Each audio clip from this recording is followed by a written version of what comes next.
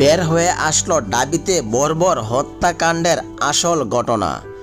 ঢাকা বিশ্ববিদ্যালয়ের ফজলুল হক মুসলিম হলে চোর সন্দেহ তোফাজ্জল হোসেন নামে এক যুবককে পিটিয়ে মারার ঘটনার সমালোচনার ঝড় উঠেছে সামাজিক যোগাযোগ মাধ্যমে। এই ঘটনার অভিযোগে শাহবাগ থানা করা হত্যা মামলার বৃহস্পতিবার 4 শিক্ষার্থীকে আটক করেছে পুলিশ। জানা গেছে, বরিশাল বিএম কলেজের মেধাবী ছাত্র তোফাজ্জল মা বাবার মৃত্যুর পর কয়েক বছর ধরেই মানসিক ভারসাম্যহীন ছিলেন। গত বছর ক্যান্সারে মারা যান তার একমাত্র ভাইটিও। ফলে পৃথিবীতে আপন বলতে আর কেউ ছিল না তার। বিশ্ববিদ্যালয় ক্যাম্পাস সহ স্বজন ও পরিচিতদের কাছ থেকে চেয়ে খাবার খেতেন। খাবারের সন্ধানে বুধবার রাতেও ঢাকা বিশ্ববিদ্যালয় ফজলুল হক মুসলিম হলের ছুটে যান তোফাজ্জল। মামলার এজাহার থেকে জানা যায়, বুধবার রাত 8:45টায় ফজলুল হক মুসলিম হলের গেটে সন্দেহজনকভাবে ঘোরাফেরা করতে থাকলে বিশ্ববিদ্যালয়ের কিছু ছাত্র তাকে আটক করে। পরে হলের মূল ভবনের গেস্ট রুমে নেওয়া সেই মোবাইল চুরি করেছে বলে এলোপাথারি চর থাপ্পড় ও কিলঘুষি মারে।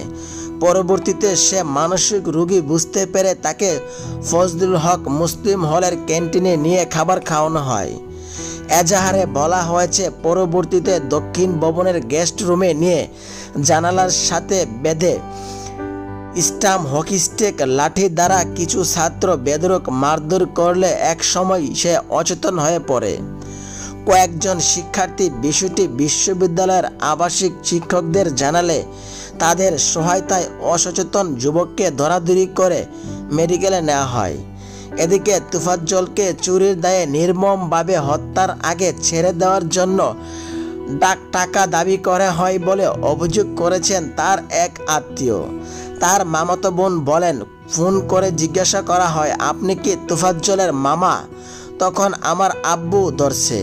তখন বলেছে, তোফাজ্জলকে আমরা ধরেছি, সে হলে আছে, ওকে নিতে হলে 35,000 টাকা দিতে হবে। তিনি প্রশ্ন রেখে বলেন, ওরে মারছেন, তারপর ভাত খাওয়াইছেন, তারপর আবার মারছে, এটা কোন জায়গায় আছে? এমন করতে হবে? এই সময় তিনি অপরাধীদের সর্বোচ্চ শাস্তির দাবি করেন। অন্যদিকে বর্বর এই ঘটনায় দুঃখ প্রকাশ করেছেন বিশ্ববিদ্যালয়ের প্রশাসন।